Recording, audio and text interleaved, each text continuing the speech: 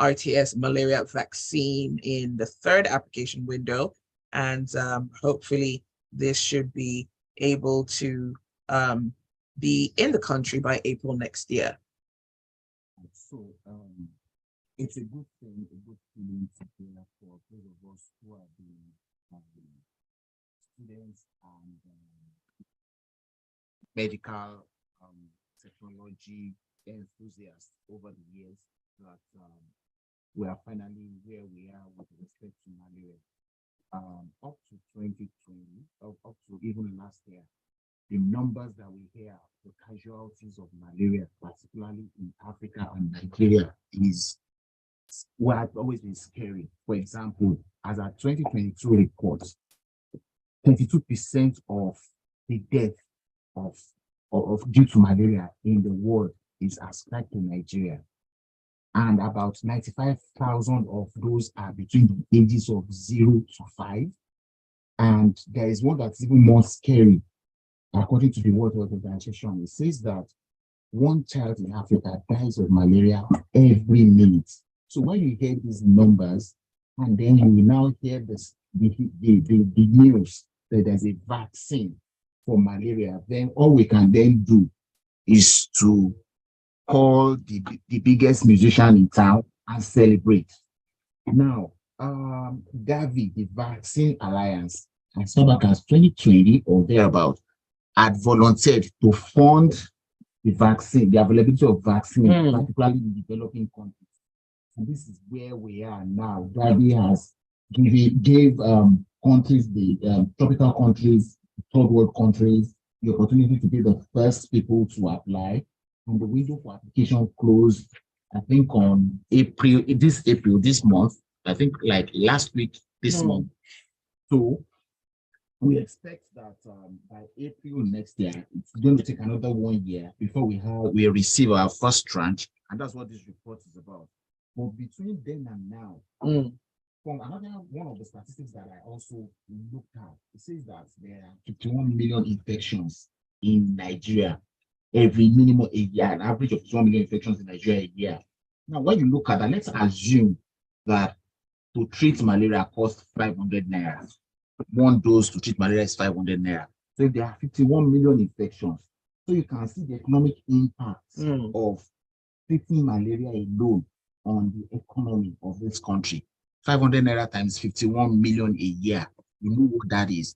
Not to talk of other things that also comes with it, the deaths, the loss of manpower, the loss of the economic, the social, the psychological effect on people who lose their children to malaria, and so on and so forth. So this vaccine, in my opinion, may then become the best thing after sliced bread as far as health is concerned. Right. We hope that we're able to take good advantage of this and use it well. All right. Well, let us know what your thoughts are. The WhatsApp number is 0809 444 981. That's the WhatsApp number. You can also tweet at Smooth981. And we're streaming live as well, so you can catch the live stream up on our YouTube channel. It's Smooth981 FM Lagos, and you can even post a comment on there as well. And let's go on to the next story. This one comes from Vanguard.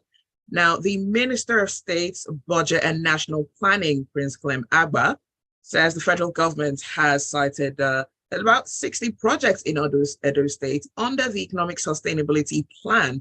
And this is basically to open up and integrate rural communities in the state. Yes. This story speaks about the federal government's attempt to actually bridge the gap between rural and urban settlers in terms of infrastructure.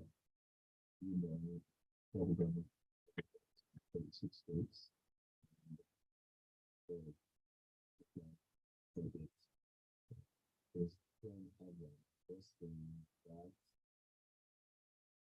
in those states, they have launched about 60 projects. Now, these projects were under the Economic Sustainability Plan that were meant to integrate these communities. Now, the idea was many of the projects were bordering on the 60% post-harvest loss that the farmers they're experiencing, and they're geared at reducing this level of poverty. As you know, he said the incoming administration, through APC, will continue this renewed hope agenda, and that this was meant to address the pains of the 130 million multi-dimensional poor Nigerians. Now, apart from the few roads that they launched, the story doesn't exactly state what these projects are. And I'm really wondering who wrote this story. Because the truth is, he was saying, whilst many people have waved off the fact or waved off the notion that the presidency had not done anything for them, he said in this case, seeing is believing. Well, we're here in the studio reading the story, and we can't even read what exactly was done. All we can infer is that if it was something to address post-harvest loss has to do with when farmers, let's say on a 2-acre piece of land, let's say they're growing yam, right? And when it's time to harvest, maybe they don't have enough manpower to harvest all the yam, and some of the yam are still in the ground. That's a loss. Or the few yams, that tubers that they've been able to harvest, they're not able to process them appropriately. And in the storage, from storage to transporting to the markets, some get spoiled. All that is post-harvest loss. So maybe out of 100 tubers of yam that they've harvested, only, if we go by 60%, only 40 pieces make it to the market for sale. That's a lot of wastage. And this happens in practically all the agricultural, both cash and livestock processing. I'm sure many of you, if you've traveled around Nigeria by road, you will see how at many of the farms along the road, you will see many of the farmers bringing out crops that are spoiled or on their way to spoiling. And what that does is that what should have been an asset or a source of wealth gets reduced back to the barest minimum. So it is integral what the federal government is doing. I only wish the federal government was exact about those projects. Were they processing mills? Were they expanded fertilizer to enable them to yield more? We need to know exactly what they did. And hopefully the next government will expand this projects nationwide to ensure that the 130 billion multi-dimensional poor Nigerians have some credible and viable source of living. All right, we're taking a quick break, but we'll continue the conversation in about a minute. This is Freshly Pressed on Smooth 98.1. Don't forget, the WhatsApp number is 0809 440 981. Stay with us. It's Smooth 98.1. Now we do it for Hi, how are you? Glad to know. Taking me out. This question, this thing is actually silly from this person. Of course, it's silly. The statistics are there. Maybe he didn't hear the part where you said that. No, we'll bring you back next week. We just have last week. No, the NMA guy, yeah, the NMA guy. And today it's about the food thing. I think we spoke about it last, was it? The problems in the poultry sector, the egg gluts. Oh, sorry, it was on Friday. We spoke about it on Freshly Pressed. Yeah, so next week we'll be back to politics, which you love. Are you? Really? I didn't know. Oh, because we actually had to get a farmer for today. I don't know his name. I can't remember his name. Is it farmer, African farmer, Mogaji? No, it's not him. Oh, you know him? Oh, you're a farmer. Of course you should. I didn't know. You should tell us these things.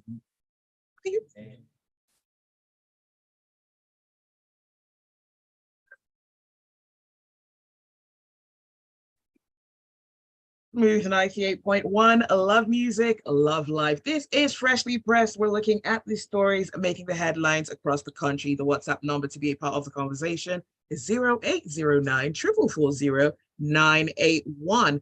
And that is the WhatsApp number. You can also catch the live stream. Just search for Smooth 981. Let's move on to Daily Post. Now, the government of Benue State has described endless attacks on its communities as burdensome financially, particularly in the recent times where over 18,000 residents have now moved to the IDP camps. Now, there have been increased attacks by suspected herders on communities in Otupo, Accra, and Guma local government councils in the states. Everywhere we turn in Nigeria today, it seems like bad story or the other. And at the end of the day, we report deaths. And the way we report the deaths of human beings, like it's normal, sometimes is heartbreaking. And it's unfortunate and it's a shame that we are where we are on this matter. And even in places, we shouldn't be reporting the death of animals this way. We just come and say 4 people were killed. When we move on to the next one till the next one happens. Now, my thoughts immediately of this is that so there is this problem. What then do we need to do to solve them? For the past 12, 15 years, it's always been the same argument. It's always been the same arguments about what the issue is here with us. And we see it every day. Now, is it about policing? Is it about security? Is it about restricting the herders in whatever form to a specific place to stop people from encroaching on other people's farms that is supposed to be the basis of this frequent clashes that leads to these deaths, that leads to people being displaced? We need to find a solution to this. We can't just be speaking about it every day. What do we need to do? We know that we are under police. We have only 350,000 policemen nationwide to police our estimated 200 million people. We need to recruit more into the police. Do we need to decentralize the police in whatever form? I know people will say state policing is not the right thing to do. Okay, so what else do we need to do? One, the current one we have isn't obviously working. Do we need to revisit our national livestock transformation plan? What exactly do we have to do? It's not enough to just speak English, distribute a few packets of pasta, plastic buckets, mattresses, put people in open air tents and all that, then go home and then come back again to repeat the same thing all over again. This is not peculiar to Benue State. Benue State appears to be the center point of this thing, yes, because Benue is the food basket of this country, which we all acknowledge. And so, what exactly do we need to do? What is our National Assembly doing? What are the State Assembly doing? What is the government of Benue State doing? All of these things, we need to put them on paper, not just to complain about it. We need to see something positive coming out of all these places. Otherwise, we will just be speaking about it in another 10 years. All right, Fabian says the government should start studying how to better sensitize its citizens regarding the vaccine and its benefits, as well as the maintenance of the cold chain, which could affect the potency of the vaccine. All right, let's go on to the next story, and this comes from Vanguard.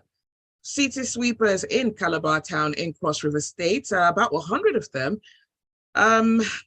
littered the front of the governor's office with garbage in protest over 4 months unpaid salaries by the state's government. Now, the women who protested in front of the government's office revealed that the last time they were paid their monthly stipends was in December 2022. Apologies for not putting it in the first story. This is one of the horrible tragedies of bad governance. I think Nigerians in every state go through this in one way or the other.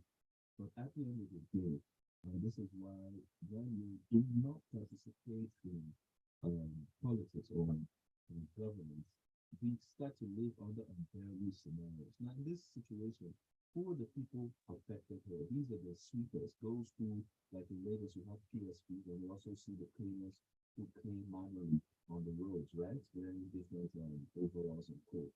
Now, you would expect that they should never have come into, I think Lagos has had this issue at some point. These sweepers, in protest of 4 months lack of pay, went to the governor's office and started dumping refuse and garbage cross where he normally passes every morning. I mean, they said that their complaints tirelessly were unheard of. It fell on deaf ears when they're trying to speak to their employers, and nobody responded to them, and that the governor's leaving in less than 35 days, May 29, right? And that if they don't get him, it's going to be someone who didn't cause the problem. The last time they were paid was December 2022. Now, let me read the part that not just broke my heart. I am enraged right now. One of the sweepers who they spoke to, the man that spoke to, said, our salary is just 10,000.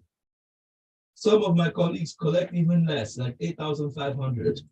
And if they're 100, that means just short of ₦1,000,000 is what you had to pay these people just to get them going. And yet the government could not deliver on that.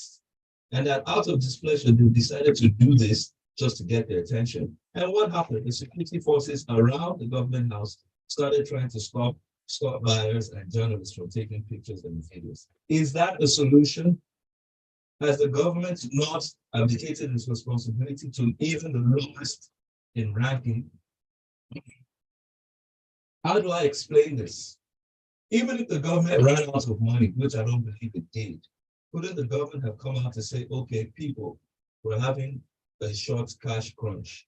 Can you bear with us? But for 4 months, you left the list of people. And these are mothers who have children earning 8,500, 10,000 naira, and you've not been able to pay them. Why do we do this to ourselves? Calabar was known as one of the cleanest cities at a time. Is this what Calabar has become?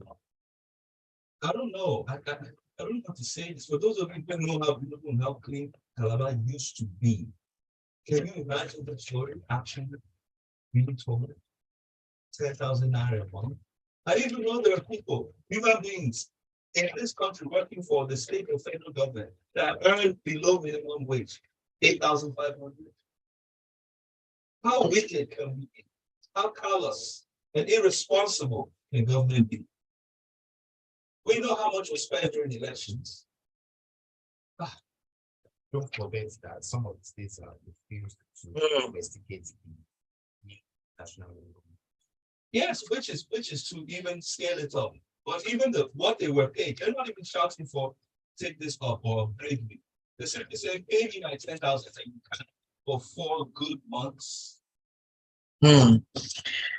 All right, let's move on to Premium Times. The president will tomorrow unveil 81 national and regimental colors for the newly established and operationalized units of the retired units colors of the Nigerian Army. I saw this thing this morning. I recall one day as a child would go to the Nigerian barracks from us to watch when we do this. I recall that it was when colors was presented one day. It was one of those things going on that so after wanting to be a priest, he lets me color to be a soldier. After wanting to be a priest. Yeah.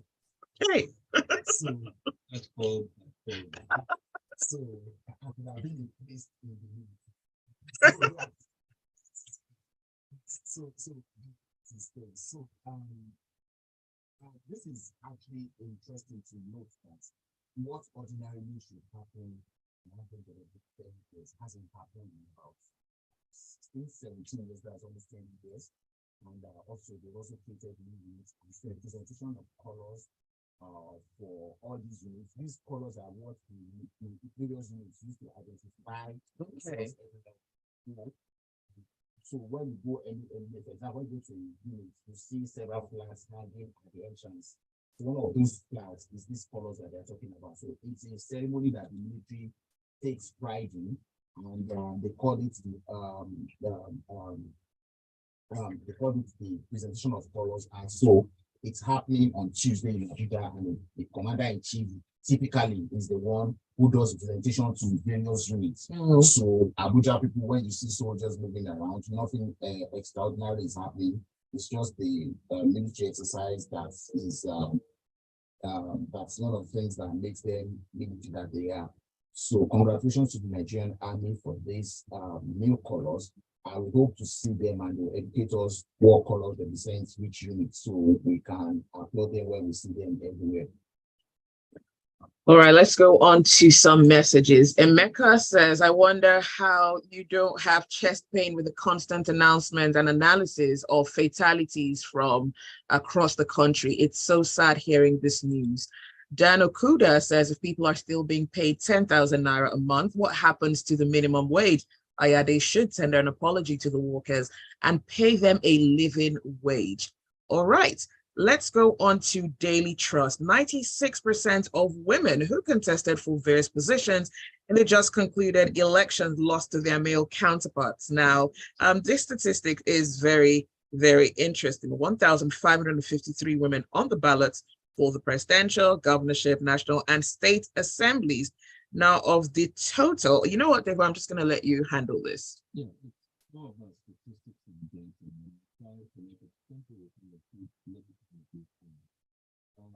Yes, they said 96%, maybe only 4% won. And about 1,000 people tested at the presidential, gubernatorial, national assembly, state assembly.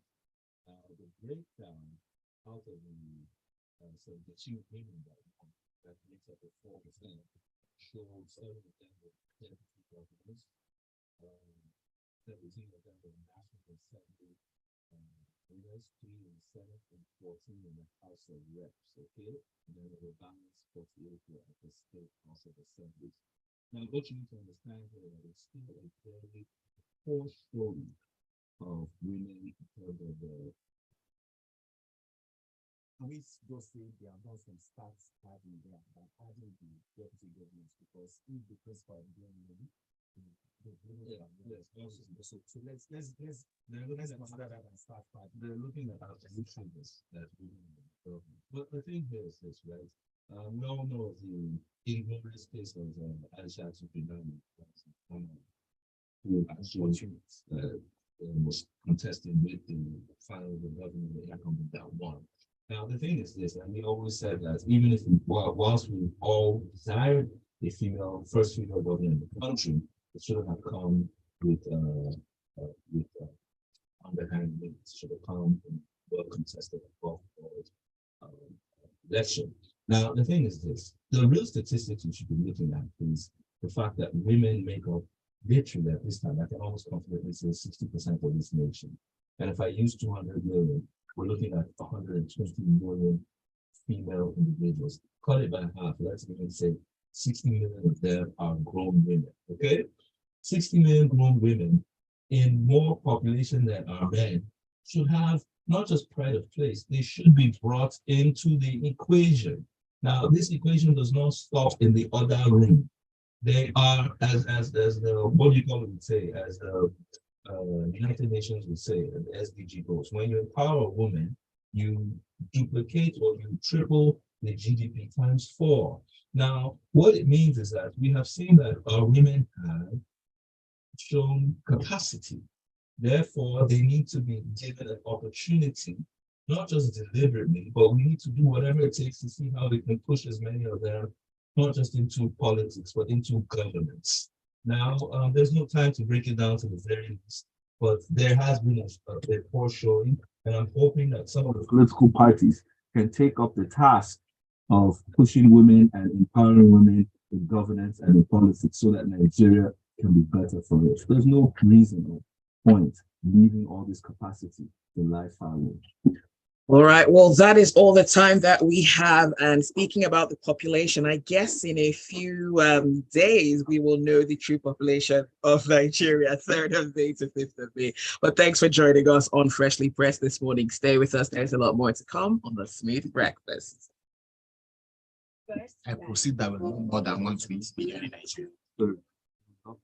We're no more than 120 million. That figure is, yeah, I don't know what's going on.